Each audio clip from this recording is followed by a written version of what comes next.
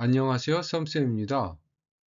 외국인들이 한국에 오면 가장 놀라는 것, 사실 한국에서는 나이가 단순한 숫자 이상의 의미를 가지는 경우가 많습니다. 왜냐하면 나이를 알면 어떤 말투를 써야 하는지, 얼마나 편하게 말할 수 있는지, 어떤 호칭을 써야 하는지, 이런 관계의 기준이 빠르게 정리되기 때문이에요. 그래서 한국에서는 처음 만나도 나이를 먼저 물어보는 경우가 많습니다. 한국에서는 나이를 알면 사람 사이 관계를 조금 더 자연스럽게 이해할 수 있기 때문이에요. 예를 들어 어떤 말투를 써야 하는지, 존댓말을 써야 할지, 반말을 써도 되는지, 얼마나 친한 사이인지, 아직 거리감이 있는지, 편하게 말할 수 있는지, 어떤 호칭을 써야 하는지, 형, 누나, 언니, 오빠 같은 표현을 어떻게 써야 하는지, 그리고 예의를 어떻게 표현해야 하는지 이런 것들이 자연스럽게 정리가 됩니다. 그래서 한국어에서는 나이가 단순히 몇 살인가의 문제가 아니라 말하는 방식, 친밀도, 호칭, 예의 표현, 이런 관계의 분위기 전체와 연결되는 경우가 많아요. 그래서 처음 만나도 나이를 물어보는 것이 상대를 불편하게 만들기 위한 질문이라기보다 어떻게 더 자연스럽고 편하게 관계를 만들 수 있을까를 이해하려는 과정인 경우가 많습니다. 이번에는 한국 문화에서 자주 나오는 개념인 서열에 대해 이야기해 볼게요. 서열은 영어로 완전히 똑같이 번역하기는 어렵지만 보통 social order, relationship structure와 비슷하게 설명할 수 있어요. 그런데 여기서 중요한 점이 있습니다. 많은 외국인들은 한국의 서열 문화를 보면 higher versus lower, 즉 윗사람 대 아랫사람처럼 느끼기도 해요. 즉, 누가 더 높고 낮은가를 중요하게 생각한다고 오해할 수 있습니다. 하지만 실제 한국 문화의 서열은 단순히 권력이나 우열만 의미하는 것이 아닙니다. 오히려 한국에서는 서열을 관계를 빠르게 정리하는 방식으로 사용하는 경우가 많아요.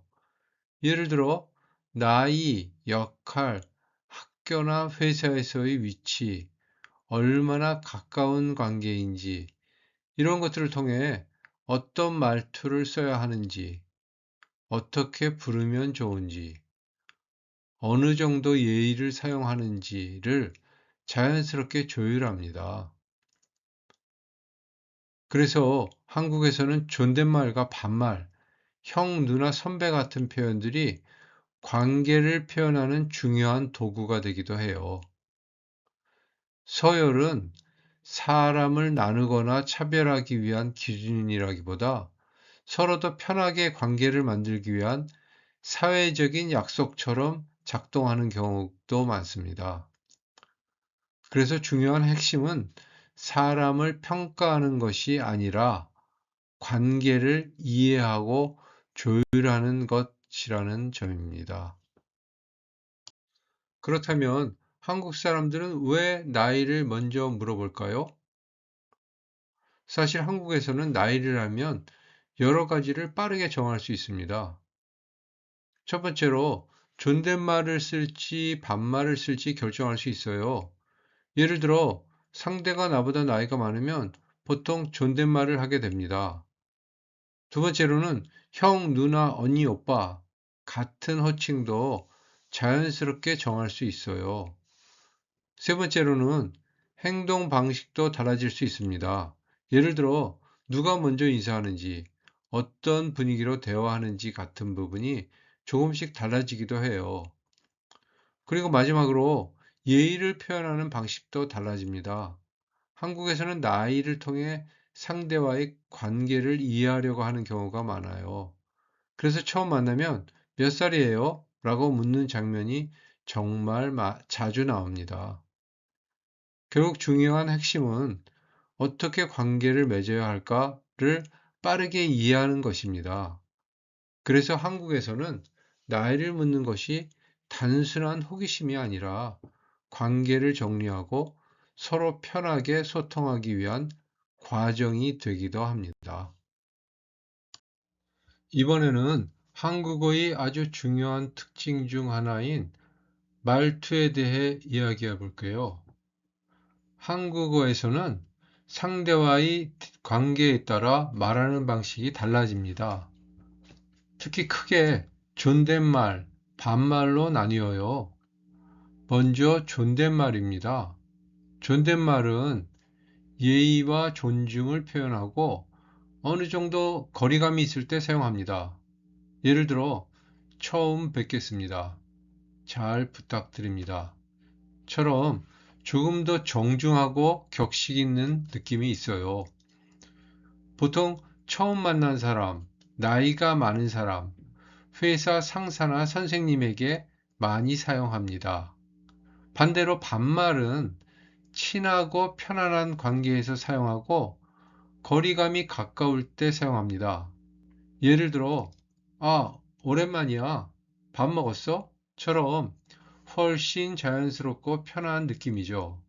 보통 친구나 아주 가까운 사이, 동생 같은 관계에서 많이 사용합니다. 그래서 한국어에서는 단순히 정보를 전달하는 것뿐만 아니라 말투를 통해 상대방과의 관계를 자연스럽게 조절합니다.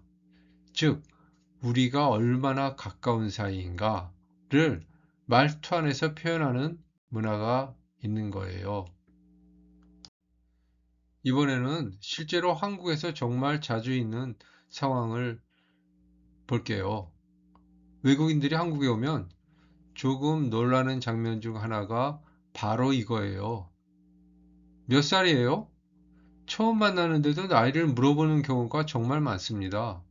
예를 들어, 몇 살이에요? 저 96년생이에요. 그러면 바로, 아, 그러면 친구네요? 이렇게 관계가 빠르게 정리되기도 해요. 왜냐하면 비슷한 나이면 보통 친구처럼 편하게 지낼 수 있기 때문이에요. 또 다른 경우를 볼게요. 저 95년생이에요. 아, 제가 한 살 많네요. 이렇게 자연스럽게 누가 형, 누나, 언니, 오빠인지 관계가 정리됩니다. 한국에서는 나이를 알면 친구인지 누가 나이가 많은지 어떤 말투를 써야 하는지 빠르게 이해할 수 있어요. 그래서 한국에서는 나이를 묻는 것이 단순한 호기심이라기보다 우리가 어떤 관계로 지내면 좋을까를 정리하는 과정인 경우가 많습니다. 외국인들이 한국에서 자주 느끼는 재미있는 순간을 한번 볼까요? 한국 사람들끼리 이야기할 때 갑자기 이런 말들이 나오죠. 92년생이야, 88년생, 90년생. 그러면 외국인들은 가끔 이렇게 생각해요. 잠깐, 왜 갑자기 다 나보다 나이가 많아진 거야? 처음에는 좀 이상하고 놀랍게 느껴질 수 있어요. 왜냐하면 많은 나라에서는 나이를 이렇게 빨리 공유하지 않는 경우도 많기 때문이에요. 그런데 한국에서는 이 과정이 굉장히 자연스럽습니다. 보통 대화가 이렇게 흘러가요. 몇 살이야? 98년생. 아, 친구네? 이렇게 아주 빠르게 친구인지 선배, 후배인지 어떤 말투를 써야 하는지 정리되는 경우가 많아요. 그래서 한국에서는 나이를 묻는 건 단순히 개인정보를 캐묻는 느낌이라기보다 우리 어떤 관계로 지내면 좋을까를 빠르게 이해하는 문화에 가까운 경우가 많습니다. 그래서 처음엔 조금 놀랄 수 있지만 한국에서는 굉장히 흔하고 자연스러운 커뮤니케이션 방식 중에 하나예요. 또 흥미로운 점은요, 가족 호칭을 사회적으로도 사용한다는 점입니다. 외국인들이 한국에 오면 가끔 정말 놀라는 부분이에요. 잠깐, 모르는 사람도 uncle, aunt라고 부른다고? 맞아요. 한국에서는 실제 가족이 아니어도 가족 호칭을 사용하는 경우가 많습니다. 덮에서 보면은 기본적으로 한국에서는 나이를 기준으로 관계를 이해하는 문화가 있어서 나보다 나이가 많으면 형, 오빠, 누나, 언니 같은 표현을 사용하기도 하고 나보다 어리면 남동생, 여동생처럼 표현하기도 합니다. 물론 실제 가족이라는 뜻은 아니고 우리 꽤 가까운 사이예요. 편하게 지내요. 관계를 친근하게 표현해요. 라는 느낌이 담겨 있는 경우가 많아요. 그래서 실제 생활에서는 식당에서 아저씨, 길에서 아주머니, 학교에서는 선배님 같은 표현을 정말 자주 들을 수 있어요. 이런 표현들은 단순한 호칭이 아니라 상대방과의 거리감을 조절하고 존중과 친근함을 함께 표현하는 역할을 합니다.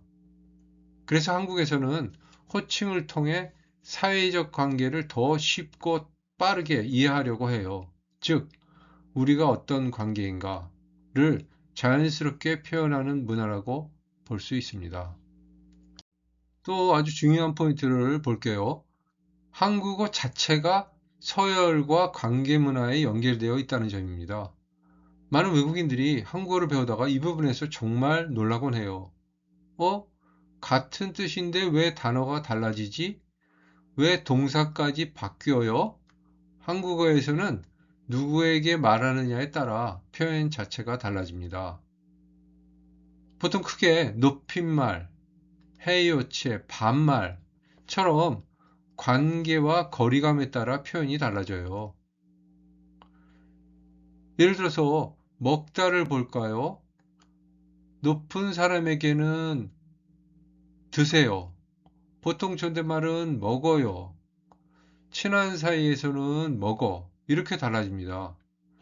자다 부분에서도요. 높임말은 주무세요. 해여체에서는 자요. 반말에서는 자처럼 바뀝니다. 심지어 이름도 달라질 수 있어요. 높임 표현에서는 성함이라고 말하기도 합니다.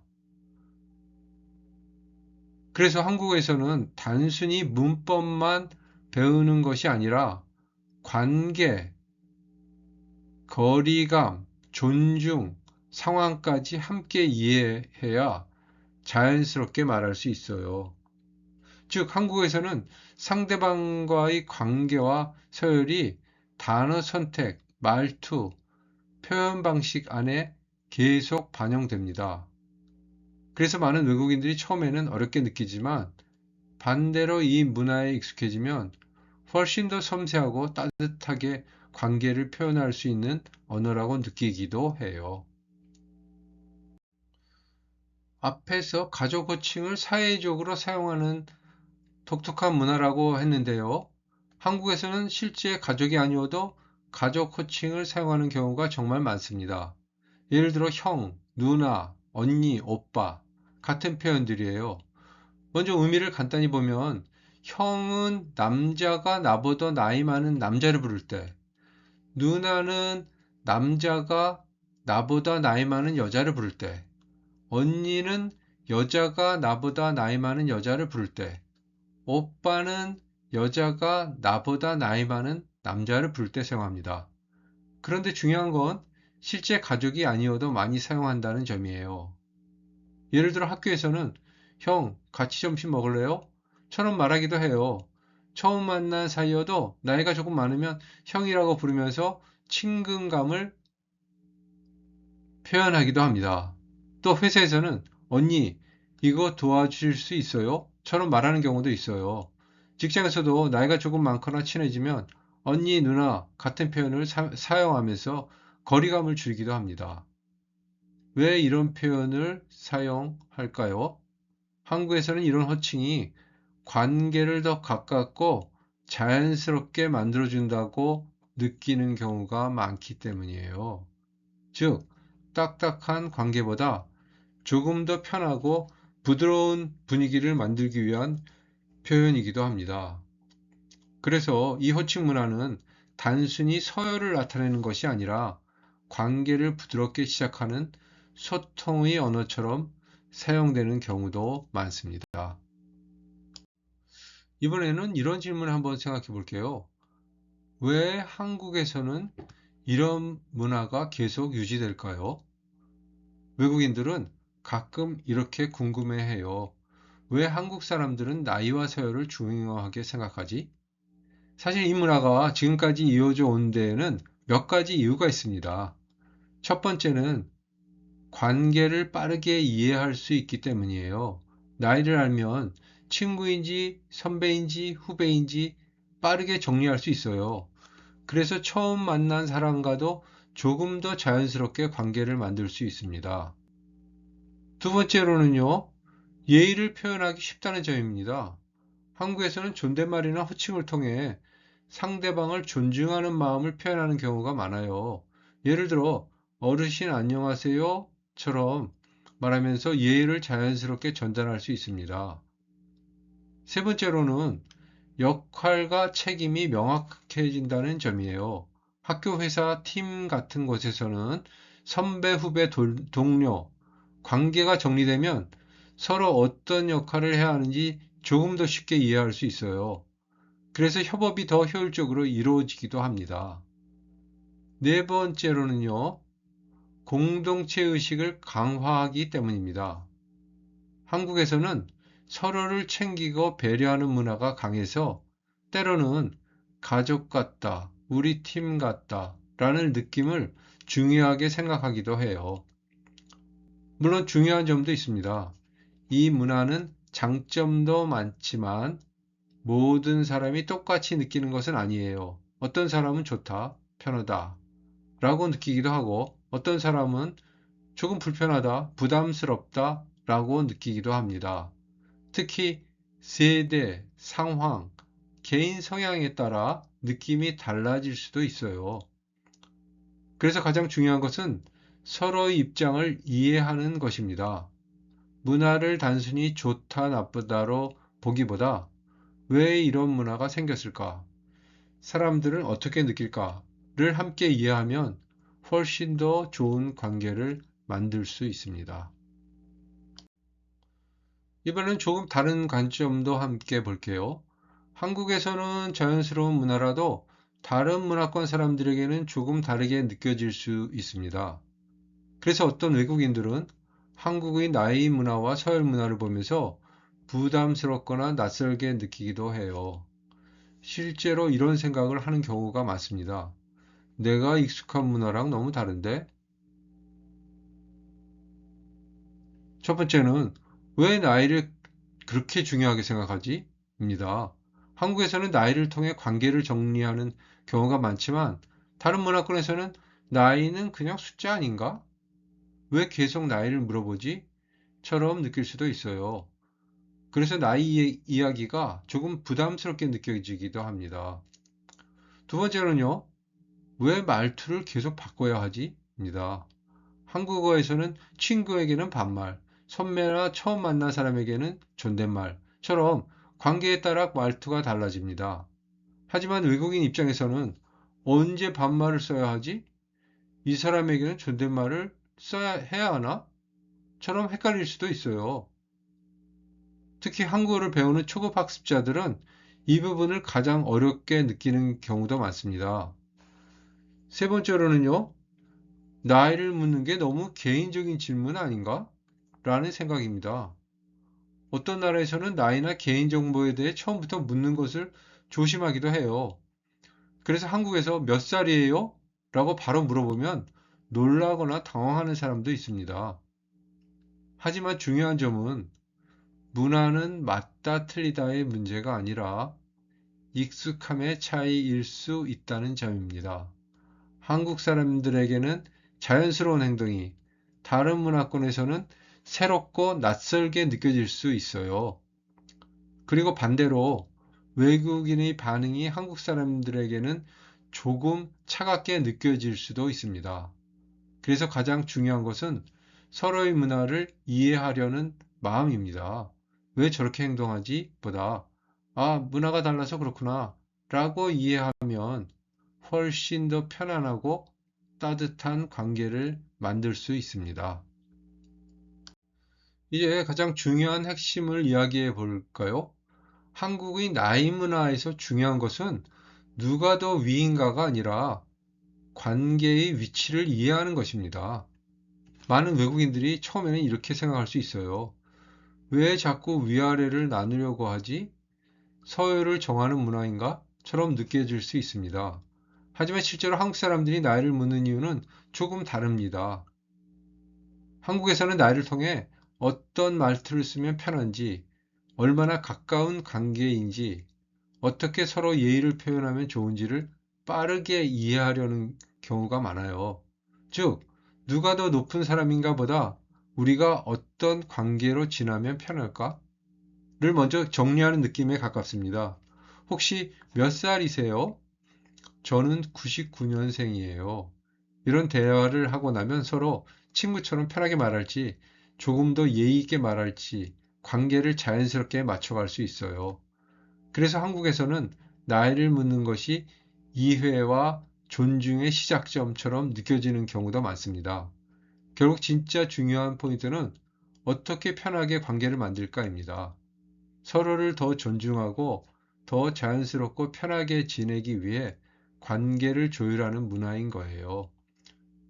그래서 한국에서는 나이가 가끔 관계의 시작점이 되기도 합니다. 물론 사람마다 생각은 다를 수 있지만 이 문화를 우열을 나누는 문화라만 보기보다는 관계를 빠르게 이해하고 맞춰가는 방식으로 보면 조금 더 자연스럽게 이해할 수 있습니다. 이번에는 한국 문화와 서양 문화, 아니면 한국 문화와 다른 나라의 문화를 조금 비교해서 볼게요. 중요한 점은 어느 문화가 더 맞다, 틀리다가 아니라 관계를 이해하는 방식이 서로 다르다는 것입니다. 먼저 서양 문화에서는 개인의 독립성과 자율성을 중요하게 생각하는 경우가 많아요. 그래서 처음 만난 사람끼리도 이름은 편하게 부르거나 나이보다 개인 자체를 먼저 보는 경우가 많습니다. 또 모두를 평등하게 대하는 것을 중요하게 생각하는 문화도 강해요. 그래서 상대방이 나이나 지위보다 개인의 의견, 개성, 자유로운 표현을 더 중요하게 느끼는 경우가 많습니다. 반면 한국 문화에서는 사람 사이 관계 구조를 먼저 이해하려고 하는 경향이 있어요. 예를 들어 누가 선배인지 누가 후배인지 서로 얼마나 가까운 사이인지를 먼저 파악하려고 합니다. 그리고 그 관계에 맞게 말투, 호칭, 예의 표현을 자연스럽게 조절해요. 그래서 한국에서는 세요, 해요처럼 말투도 달라지고 상황에 따라 존댓말과 반말을 구분하게 됩니다. 하지만 중요한 것은 서로 관계를 이해하는 방식이 다를 뿐이라는 점입니다. 서양 문화는, 즉 다른 나라의 문화는 개인 중심으로 관계를 이해하는 경우가 많고 한국 문화는 관계와 위치를 먼저 이해하려는 경향이 있습니다. 그래서 둘 중 하나가 더 좋은 것이 아니라 서로 다른 문화적 방식이라고 볼 수 있어요. 결국 가장 중요한 것은 서로의 문화를 이해하려는 마음입니다. 문화를 이해하면 더 존중할 수 있고, 더 편하게 소통할 수 있고, 더 가까워질 수 있습니다. 오늘은 한국의 나이 문화와 서울 문화에 대해 함께 이야기해 봤습니다. 처음에는 조금 낯설고 복잡하게 느껴질 수도 있지만, 한국에서는 나이를 통해 관계를 이해하고 말투를 조절하고 서로를 더 편하게 대하려는 문화가 있다는 점 같이 기억해 주시면 좋을 것 같아요. 물론 모든 한국 사람이 똑같지는 않고 세대와 상황에 따라 많이 달라지고 있습니다. 하지만 이런 문화적 배경을 알고 있으면 한국 사람들과 소통할 때 훨씬 더 자연스럽게 느껴질 거예요. 자, 여러분 한국에서 나이나 호칭 때문에 놀랐던 경험이 있었나요? 댓글로 여러분의 경험도 꼭 공유해 주세요. 자, 그럼 우리 다음 시간에 만나요. 안녕.